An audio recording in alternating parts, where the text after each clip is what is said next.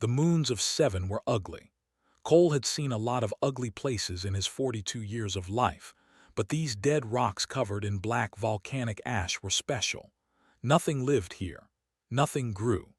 The only reason anyone came to this forgotten corner of space was to pick through the wreckage of battles fought between empires that did not care about the bodies they left behind. Was a salvager now. He had been a soldier once, back when Earth still thought it could fight the Empire. That war ended 15 years ago.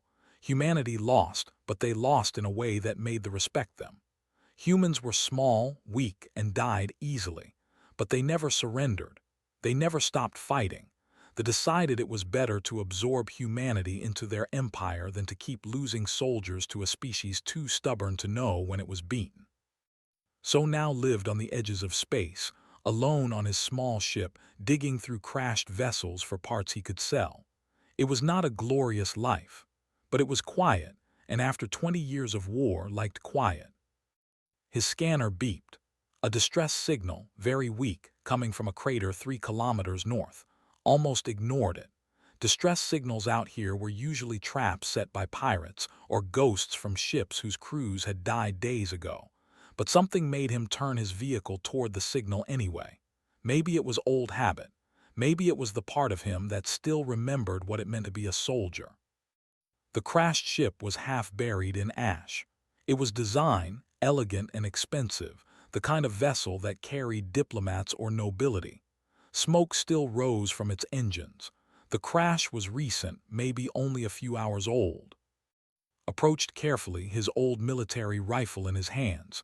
The airlock was torn open. He stepped inside. The smell of blood hit him immediately. Blood smelled like copper and something sweet, like flowers rotting in summer heat. Bodies lay everywhere, huge bodies, each one nearly 3 meters tall, were giants compared to humans. Their skin was pale silver, their eyes were gold, and they had 4 arms instead of 2. In life, they were terrifying. In death, they looked almost peaceful. Counted 12 dead guards, professional soldiers, all of them killed by precise weapons fire. This was not an accident. This was an assassination. The distress signal was coming from deeper in the ship. Followed it, stepping over bodies, until he reached what had once been a private chamber. The ceiling had collapsed here. Emergency lights flickered red, and beneath a fallen beam he saw her. She was the largest he had ever seen, easily 3 meters tall, with long white hair spread across the floor like spilled milk. Her silver skin was covered in blood. 2 of her forearms were clearly broken, bent at wrong angles.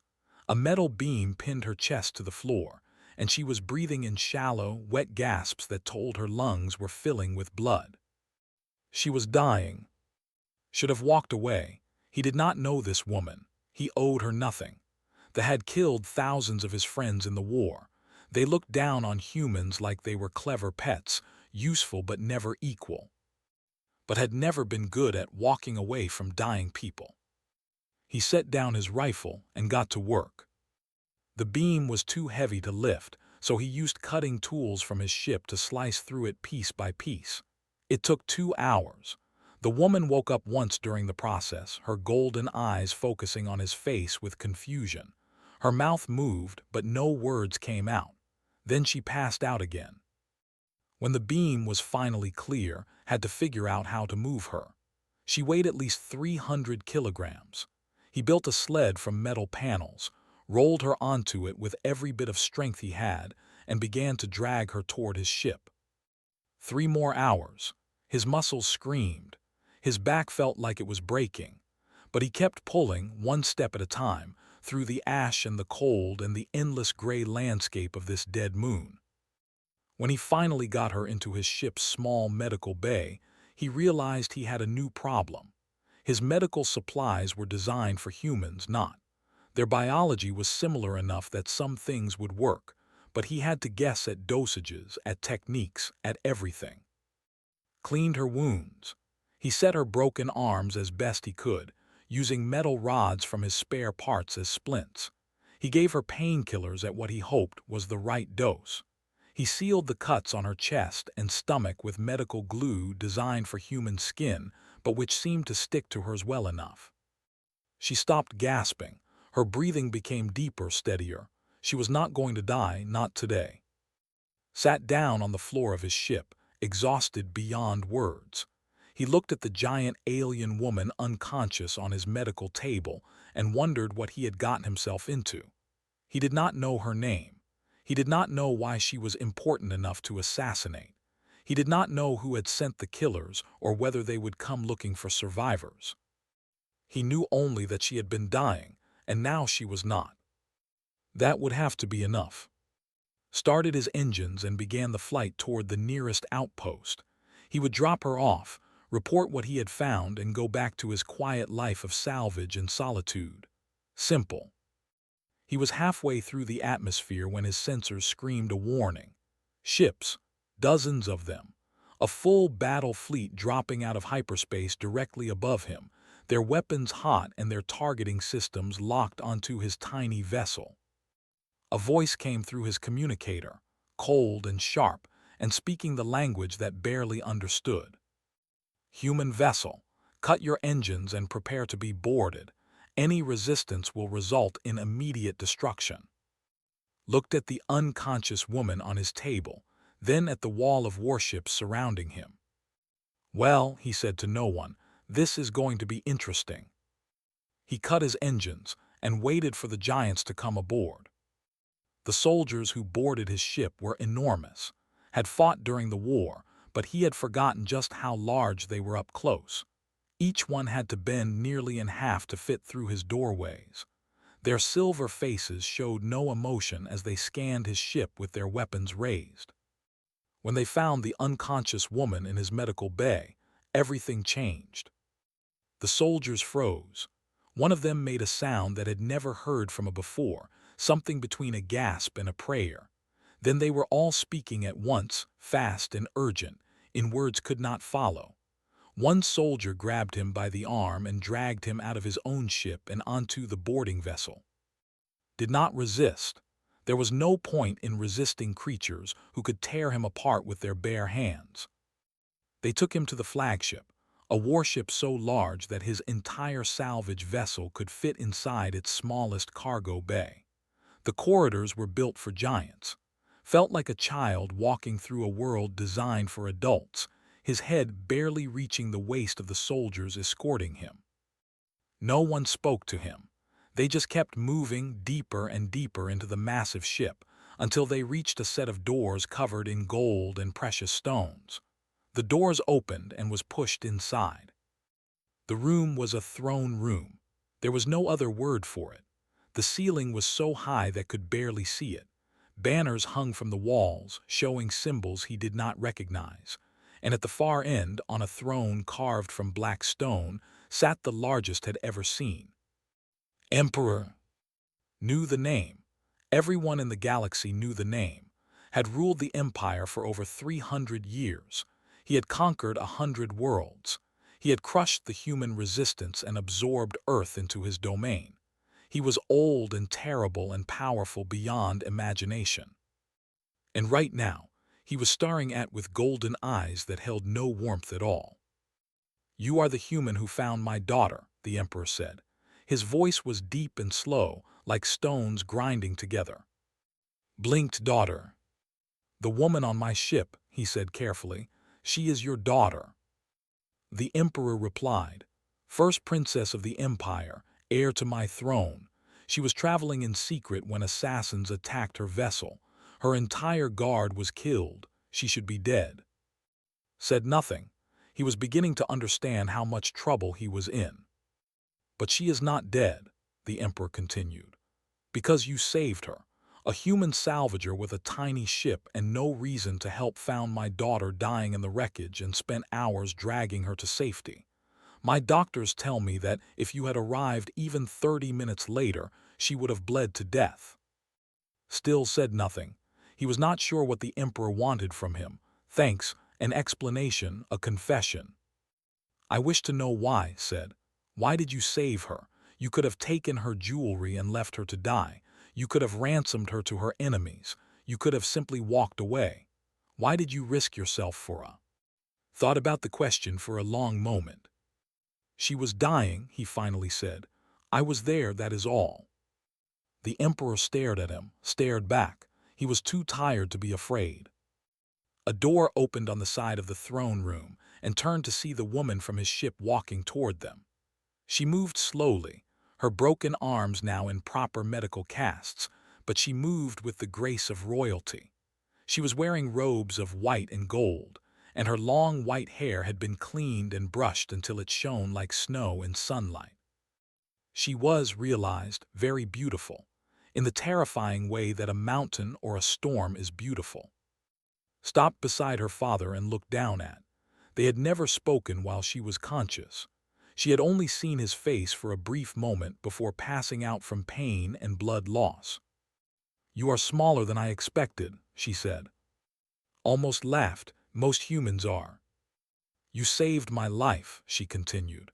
"You did not know who I was. You did not ask for a reward. You simply helped me because I needed help." "Yes," said. Turned to her father. Something passed between them, some silent communication that could not read. Then the emperor stood from his throne, and the room seemed to grow smaller around his massive form. "There is a problem," said. "In our culture, a life debt is sacred. When someone saves a life at great risk to themselves, that debt must be repaid. There are many ways to repay such debts, depending on the situation." Felt a cold knot forming in his stomach. He did not like where this was going. But when an unmarried woman of noble blood owes a life debt to an unmarried man who is not of her house, the emperor continued, there is only one way to settle the debt. It is an ancient law, older than our empire itself. Was watching with an expression he could not read. "You will marry my daughter," emperor said. "The ceremony will be in 3 days." The words hung in the air like bombs waiting to explode. Opened his mouth, closed it, opened it again. "I am sorry," he said slowly, "but did you just order me to marry the princess?" "I did," the emperor confirmed. Looked at, she was nearly twice his height. She was heir to an empire that spanned 1,000 worlds. She was an alien from a species that had conquered his. "Can I say no?" he asked. "No," the emperor replied. Took a deep breath and let it out slowly. "Well," he said, "this is definitely not how I expected my day to go." The announcement of the wedding spread across the empire like fire. Within hours, every news channel, every communication network, every corner of space was talking about the same thing. The princess was going to marry a human. The reaction was not good. Watched the protests from the window of his guest quarters in the imperial palace. Thousands had gathered in the streets below, holding signs and shouting words he could not hear through the thick glass. Some of the signs showed pictures of humans with red lines through them. Others showed the princess in chains, as if was somehow forcing her into this marriage. The irony was not lost on him. He had not asked for this. He had not wanted this. He had simply saved a dying woman, and now half the galaxy wanted him dead. 3 assassination attempts happened on his first day in the palace. The first was poison in his food, which a servant caught before could eat. The second was a knife thrown at his back while he walked through a corridor, which missed only because he tripped on a rug at exactly the right moment. The third was a bomb hidden in a gift basket, which the palace guards found during a routine scan. After that was given a team of guards who followed him everywhere. They were soldiers loyal to the emperor, but they clearly did not like protecting a human. They did their jobs with cold professionalism and never spoke to him unless necessary. On the second day, came to visit him. She had to sit on the floor to be at eye level with him, which she did without complaint. Up close, could see the scars forming on her silver skin where his rough medical work had saved her life. Healed fast, but they still. "You do not want this marriage," she said. It was not a question. "No," admitted, "I do not." "Neither do I," she replied. "But the law is the law. My people take life debts very seriously. If we refuse, it would cause a political crisis. The noble houses would use it as proof that the imperial family does not follow our own traditions. Nodded slowly, so we are both trapped. Yes, was quiet for a moment. I want you to understand something. I am not angry with you. You saved my life.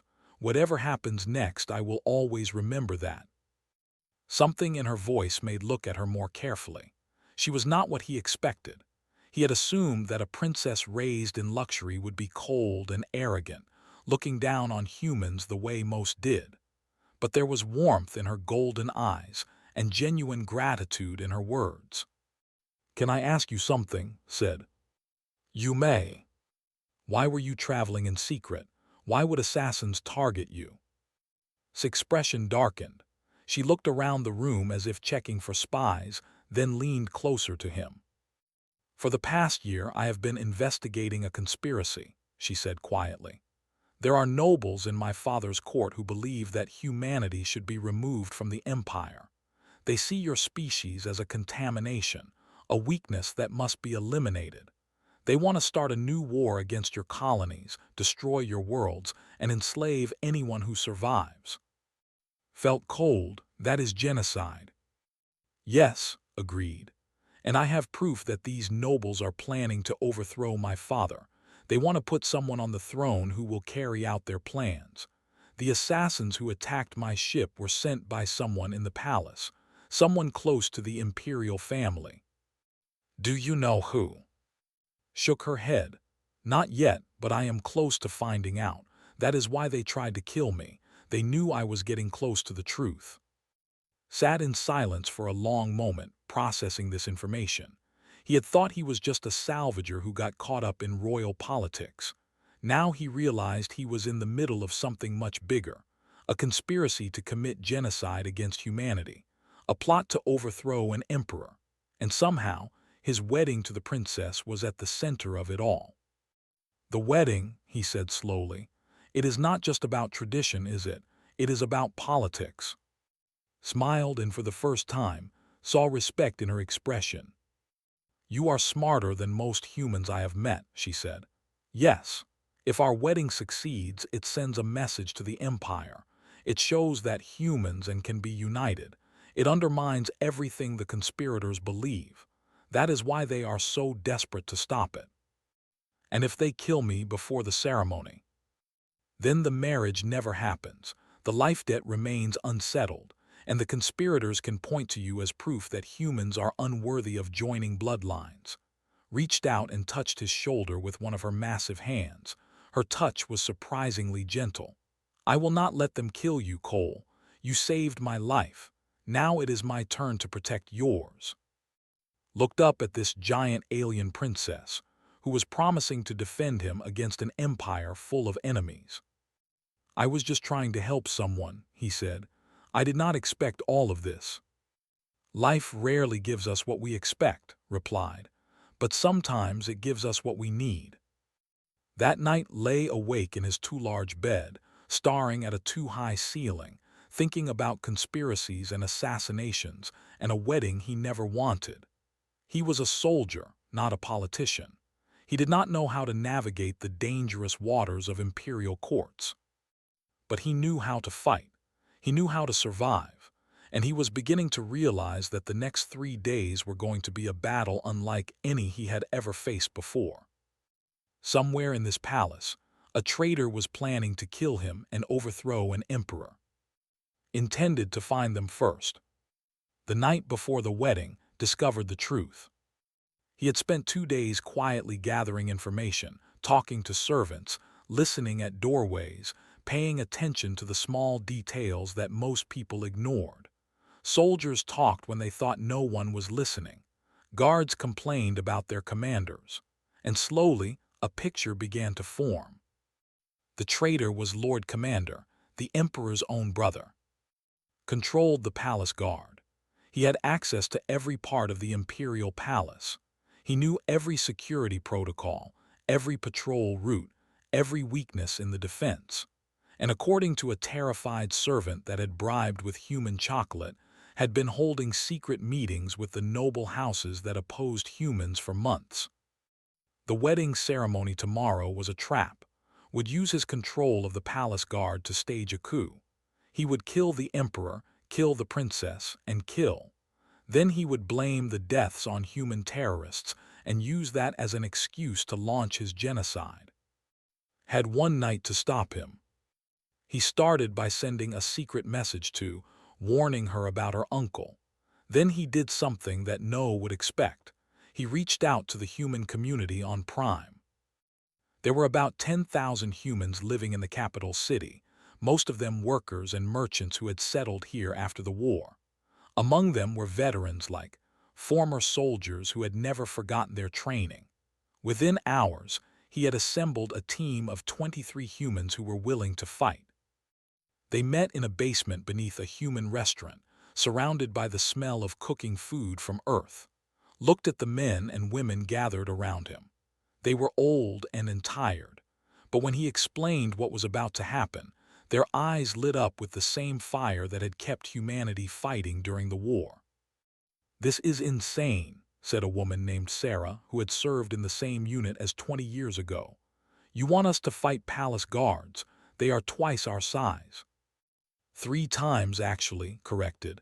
"But we are not going to fight them directly. We are going to fight smart." He laid out his plan. It was not a noble plan. It was not the kind of battle that would write songs about.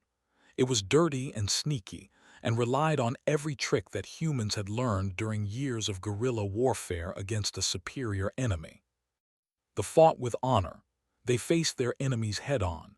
They announced their attacks and gave their opponents a chance to surrender. Humans did not fight like that. The next morning, walked into the grand temple wearing ceremonial robes that did not fit him properly. The temple was filled with thousands of nobles and officials and important figures from across the empire. At the far end, on a raised platform, stood Emperor and his daughter.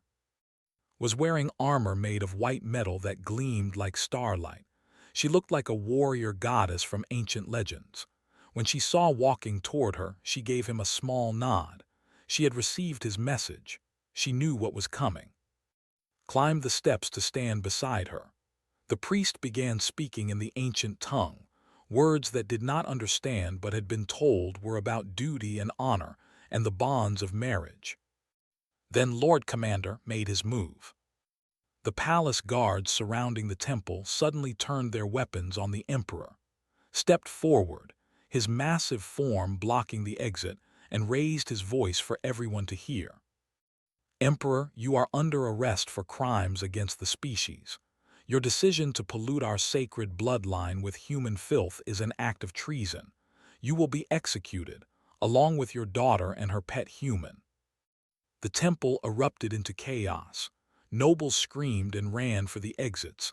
Guards pointed weapons at the royal family, smiled the smile of a man who had already won. Then the lights went out. Had spent hours the night before studying the temple's systems. He knew exactly which power cables to cut and when.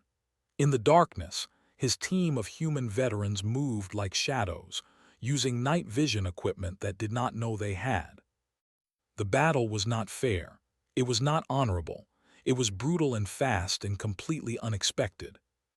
Guards stumbled in the darkness, unable to see, while humans darted between them and cut their leg tendons with sharp knives. By the time emergency lights flickered on, half of his forces were already on the ground, screaming in pain and confusion. Did not wait for the lights. He had memorized the layout of the temple. He moved through the chaos with the calm focus of a man who had spent 20 years learning to kill enemies bigger than himself. Saw him coming. The Lord Commander laughed, a booming sound that echoed through the temple. "A human," he said. "You think you can stop me, little creature?" Did not answer. He just kept moving forward. Swung one of his 4 massive arms at. The blow would have crushed a normal human skull, but was not normal. He ducked under the swing, rolled between his legs, and came up behind him with a knife in his hand. The fight was not long, was bigger, stronger, and faster. He hit 3 times, cracking ribs and breaking bones, but every time fell he got back up. Every time thought he was finished, he kept coming. did not understand that. They did not understand that humans did not stop. They did not know when they were beaten. They just kept fighting until they won or died. 1. His knife found throat on his fourth attempt. The Lord Commander fell, his golden blood spilling across the temple floor, his eyes wide with disbelief. He died still trying to understand how a creature half his size had killed him. Stood over the body for a moment, swaying on his feet. His vision was blurring. He could feel blood running down his face and chest. His legs did not want to hold him anymore. He took one step toward, then another. Then his legs gave out completely. But before he could hit the ground, 4 strong arms caught him and held him gently against a chest covered in white armor. "I have you," said softly. "I have you, my husband." Tried to say something clever. Instead, he passed out in the arms of the princess he had somehow just married. Woke up slowly like climbing out of a deep well. Everything hurt. His chest, his arms, his head, even his teeth seemed to ache. He opened his eyes and saw a ceiling that was too high and too beautiful, covered in paintings of stars and galaxies. He was in the Imperial Medical Wing. He had been here for a month, according to the doctors who came to check on him. They had rebuilt half his body with synthetic parts and alien medicine. His bones were now reinforced with metal. His organs had been repaired with technology that humans would not understand for centuries. He would live. He would even be stronger than before. But the recovery had been long and painful. Had barely left his side. She was there now, sitting in a massive chair beside his bed, reading from a tablet that looked tiny in her huge hands. When she noticed him looking at her, she set the tablet down and smiled. "You are awake," she said. "The doctor said you would wake soon. How do you feel?" "Like I was beaten half to death by a giant alien," replied. "That is because you were beaten half to death by a giant alien," said. "But you killed him anyway. The entire empire watched the recordings. They are calling you the small warrior." Groaned, "I do not want to be famous." "Too late," said. There was warmth in her voice, a fondness that had grown over the weeks she had spent watching over him.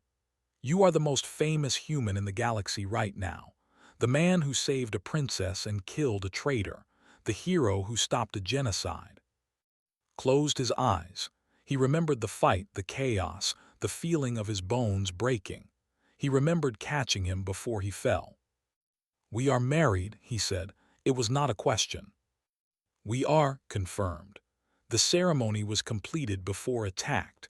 In the eyes of law, we have been husband and wife for a month. Opened his eyes again and looked at her. She was so different from him. So large, so alien, so far outside anything he had ever expected from his life.